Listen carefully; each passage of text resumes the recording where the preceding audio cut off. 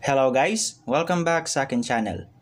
For today's video ay tuturo ko sa inyo kung paano tugtugin ang kantang Trouble is a Friend by Linka. Pero bago tayo magsimula, kung hindi ka pa nakakapag-subscribe sa akin channel, please subscribe at paklik mo na rin yung notification bell para lagi kang updated kapag mayroon akong bagong upload. Simulan na natin. So bago tayo mag-start ay kailangan natin ng kapo. Ilalagay natin siya sa 3rd fret. So, ang mga chords na gagamitin natin para sa verse ay A minor, G, A minor, G, at F.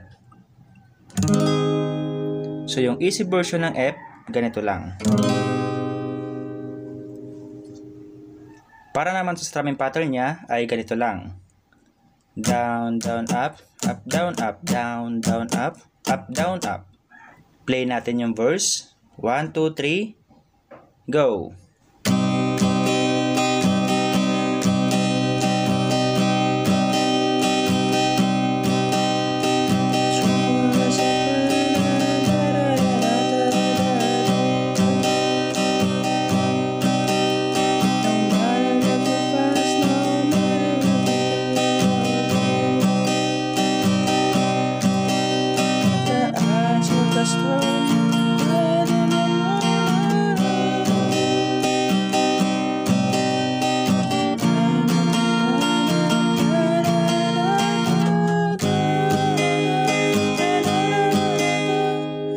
Then after that ay punta na tayo sa chorus. So ang mga chords na gagamitin natin sa chorus ay C, G, A minor, E minor, F, C, at G.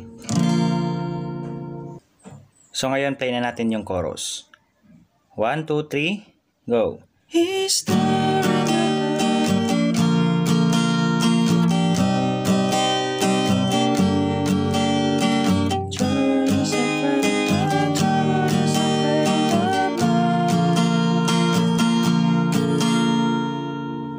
At dahil alam na natin yung mga chords sa verses at chorus, ay proceed na tayo sa bridge. So, ang mga chords na gagamitin natin dito ay F, D minor, A minor, F, D minor, G, at E. So, play na natin yung bridge. 1, 2, 3, go!